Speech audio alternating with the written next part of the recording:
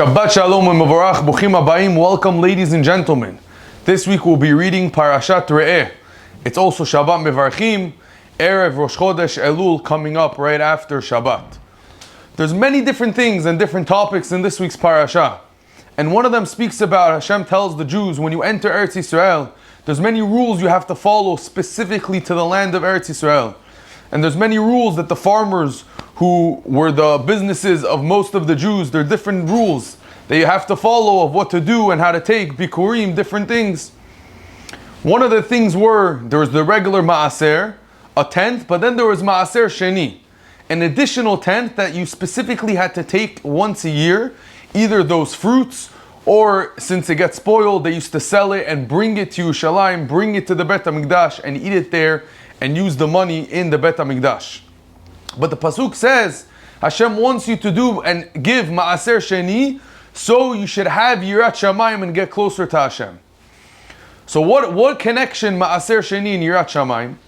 So the Chachamim explained to us that when the Jews go up once a year to give ma'aser sheni, when they go to Eretz Yisrael, and they go to Yerushalayim, and they go to the Beit Hamikdash, what do you see in the Beit Hamikdash?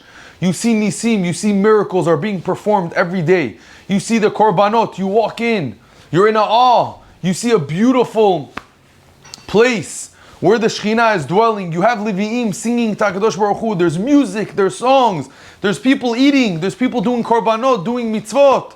There's the Kohanim. So when you see all this in one shot, you get an instant boost of Yirat Shamayim.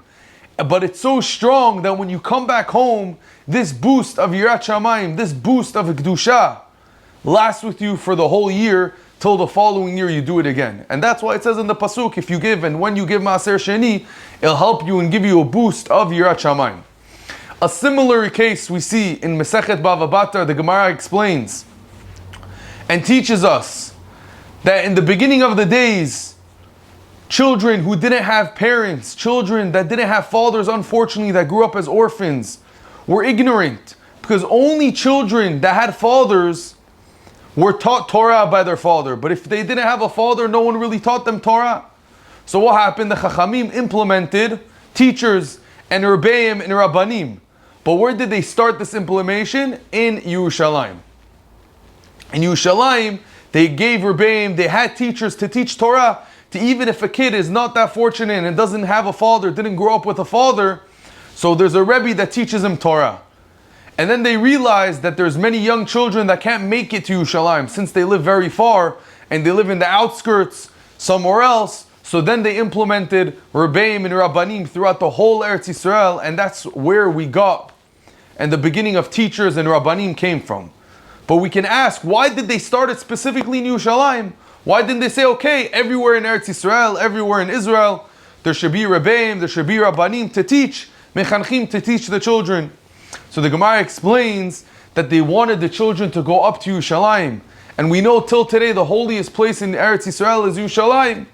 And when the children used to go to Yerushalayim and they see what's going on, and they used to go near the Beit Hamikdash, and again they saw the korbanot, they saw the kohanim, they saw there was so much Torah, there was so much fire, there were so much activities connected to the Torah, they would have got sparks of Yiddishkeit. They would have got more sparks. I want to learn more Torah. I want to get closer to Judaism. I want to get closer to HaKadosh Baruch Hu. And that's why they started in Yerushalayim.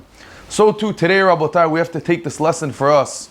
We all know when we go to Eretz Yisrael, whether we live in America, whether we live in Europe, doesn't matter, religious, not religious, we get a boost. We get a boost of Kedusha, especially in Yerushalayim. We get there, we feel the Kedusha. We feel I'm in a very holy place. You see the Torah that's going on, you see the kollalim, you see the yeshivot. And many of us go to Eretz Yisrael to get this chizuk, to get this extra chizuk that we can't get at home, or we can't get from a regular Beit Midrash. So we see this bracha and this holiness continued on till today. But another thing that's very important that we learn from here, especially from the Gemara, is where our children go to school, where our children hang out. Today, it's so hard. People complain all the time, especially to the rabbis, about chinuch and about their children and about their friends. What's going to be? But we have to learn from here that if we want our children to stay in the derech HaTorah, if we want our children to stay in the path, like it says in the beginning of the parasha, that if you want bracha and not klala, you just have to stay on the path. It doesn't say go against the Torah. It says the second you leave the path, you're going to get a klala. We want our children to stay in the path of Torah, to stay in the derech HaTorah. We have to see, where do we send them? What are their surroundings? Because just like when we go to Eretz Yisrael, just like when you went to the Beit Hamikdash, you got a boost of energy, of Yirat Shamayim, of Kedusha, of holiness. So too, if we're running around in the wrong places, if we're running around with the wrong friends, if we're running around in the wrong schools, lo alenu, what our children could come home with. So we have to realize how important chinuch is. Not just that we're religious at home. Where are they in school? Who are their friends? Who are their rebbeim? Are they learning the right way of Torah?